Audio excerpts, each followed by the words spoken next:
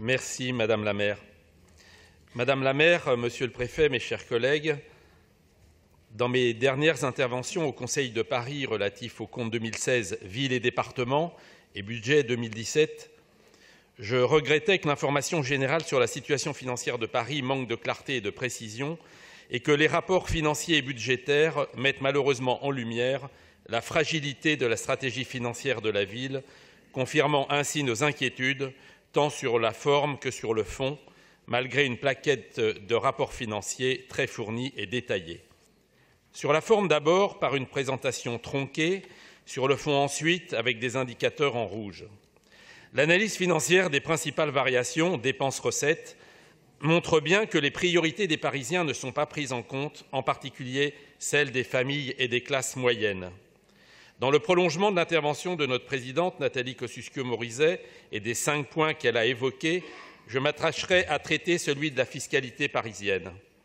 Alors que Paris a un potentiel fiscal exceptionnel, colossal, prenons comme exemple Paris comme deuxième contributeur au niveau national des recettes des DMTO et 10% de recettes nationales, notre groupe, les Républicains, s'oppose clairement à l'augmentation exponentielle de la charge fiscale sur les Parisiens. Cette lourde augmentation des impôts et taxes se traduit par plus 500 millions de recettes depuis 2014, plus 300 millions entre 2015 et 2016, soit plus 5,5%, dont 25,4% de la fiscalité immobilière, plus 109 millions de recettes en 2016, après une progression de 46 millions en 2015, liée à un doublement du produit de la taxe de séjour, une multiplication par 2 ou 3 selon les arrondissements des redevances de stationnement et des amendes, la création et le triplement dès l'année suivante d'un impôt sur les résidences secondaires, l'augmentation de 10% des droits de mutation, l'explosion des recettes des droits de terrasse, plus 32%, des concessions de cimetières, plus 15%, et des redevances de pompes à essence, plus 220%. Citons également l'augmentation des tarifs des services publics, des cantines, des bibliothèques, des conservatoires, la liste est longue. Alors, n'est-ce pas là une augmentation avérée de la fiscalité parisienne? En 2017, chaque famille parisienne aura déboursé 1 200 € de plus qu'en 2014 pour la gestion de Paris. Tous ces éléments démontrent, contrairement à ce qui est présenté, que l'exécutif continue à se livrer à une véritable course aux recettes sur toutes les taxes au détriment du pouvoir d'achat des Parisiens. Plus généralement, quant au budget supplémentaire proposé, il est cantonné à un budget d'ajustement sans inflexion notoire dans la stratégie de la collectivité, qualifiée dans la communication de gestion sérieuse. Sont annoncées des dotations majeures en fonctionnement, comme 1 million d'euros pour la sécurisation des opérations de gardiennage pour les élections présidentielles et législatives, et surtout un plan de mobilisation contre les rats doté de 500 000 € de crédits supplémentaires.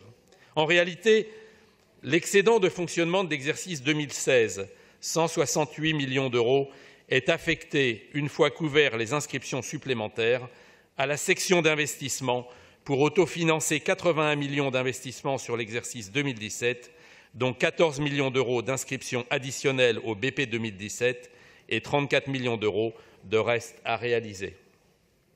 Il est bien précisé dans le projet de délibération DF 53, projet de budget supplémentaire d'investissement et de fonctionnement de la Ville de Paris pour l'exercice 2017, que c'est par cet autofinancement supplémentaire que l'ensemble des dépenses nouvelles seront financées à autorisation d'emprunt inchangée, soit 793 millions d'euros.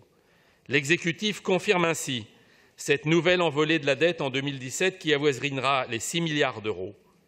Qualifiée d'excellent niveau d'autofinancement, l'épargne brute de l'ordre de 581 millions d'euros n'a donc pas été suffisante pour couvrir toutes les dépenses d'investissement par des ressources propres. En outre, alors que l'épargne brute doit représenter les ressources disponibles pour financer les dépenses de la section d'investissement, une fois payé l'ensemble des charges de fonctionnement de la collectivité, elle est affectée prioritairement au remboursement du capital de la dette. Par conséquent, il serait donc opportun que l'exécutif nous éclaire sur l'exacte ventilation de l'utilisation de l'épargne brute constatée au compte administratif 2016 et sur le remboursement de la dette. Enfin, On déplorera, comme à l'habitude, l'absence d'outils fiables d'évaluation pour juger de la qualité de la gestion de la ville. Aucun audit général budgétaire annoncé alors qu'il s'agit de la mi-mandature. Absence de rapport annuel de performance en annexe du rapport financier qui résulterait de la confrontation entre le projet annuel de performance et les réalisations obtenues pendant l'année et faisant apparaître les écarts constatés. Ce document permettrait de servir de base au débat d'orientation budgétaire. Je l'ai déjà dit ici. Une communication qui poserait les grandes questions relatives à l'exercice en cours afin d'articuler un débat productif tant pour le compte administratif que pour le budget supplémentaire. Quelles sont les vraies marges de manœuvre financières dont dispose la ville pour appliquer son programme d'investissement? Faut-il maintenir cette politique d'investissement qui consacre près de 500 millions d'euros par an à une action déséquilibrée sur le logement? Quelles sont les pistes à envisager pour réaliser des économies conséquentes dans le train de vie de la ville? Comment l'exécutif appréhende-t-il la réforme de la taxe d'habitation souhaitée par le gouvernement? Quelles en seront les conséquences pour les contribuables parisiens et pour le budget de Paris? C'est une grande partie de la fiscalité parisienne qui est en jeu et qui nécessiterait, lorsque le dispositif sera lisible, l'organisation d'un débat au Conseil de Paris. Un examen attentif du compte administratif et du budget supplémentaire, malgré l'absence d'outils d'évaluation, le montre bien.